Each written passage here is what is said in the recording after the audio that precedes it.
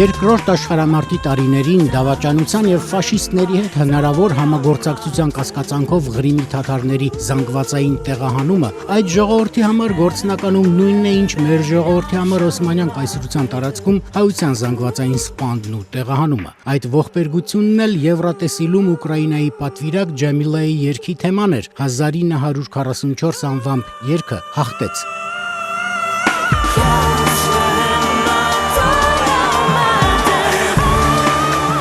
100,000-ավոր թաթարներ, իդեպ նրանց հետ միասին նաև Ղրիմի հայեր, Հյուսիսային Կովկասի ազգերի ներկայացուցիչներ տարհանվել են, ահել ու ջահել, կին, տղամարդ, երեխա, ուղարկվել են Սիբիրներ, Ալթայներ, ճանապարհին անհաշիվ մարդիկ մահացել են սովից, հիվանդություններից, ցրտից։ Ջամիլայի երգը нվիրված էր այդ արհավիրքի ականատես նախնիներին։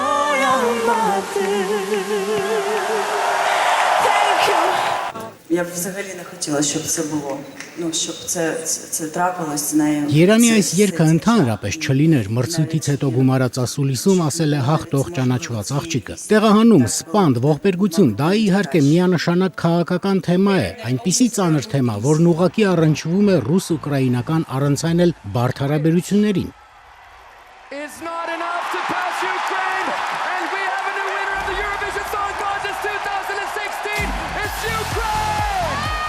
Նախ թեժ մրցույթ էր բուն կատարողների միջև, ըստ երաժշտական մեկնաբանների, ռուսաստանցի պատվիրակ Սերգեյ Լազարևի կատարումը եւ հատկապես բեմական լուծումները հիրավի պրոֆեսիոնալ էին եւ տպավորիչ եւ առնվազն չէին զիջում Ջամիլայի համարին։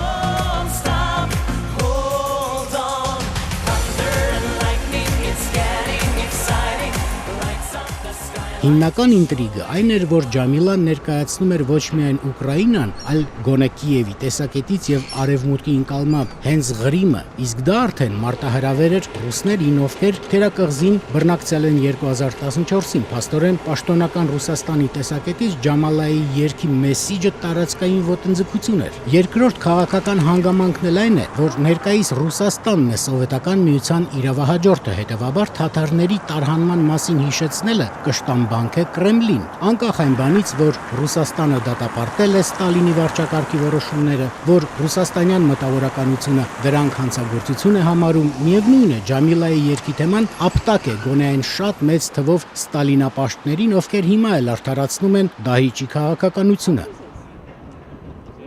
Եվրատեսիլը վերջին տարիներին արմատապես փոխվել է, եթե նախկինում որպես կանոն հաղթել են I love you but you don't love me and I cry թեմաներով շաքարակլոր քաղցրիկ երգերը, հիմա քաղաքականությունն է որոշիչ գործոնը դառնում։ Նախկինում էլ իհարկե հարևանները սատարում էին միմյանց, հոլանդացին քվեն տալիս էր բելգիացուն, գերմանացին ավստրիացուն, շվեդը նորվեգացուն եւ այլն, բայց տարածքային եւ միջպետական վեճերը այդ չափ ակնհայտ չէին դուրս գալիս բեմ։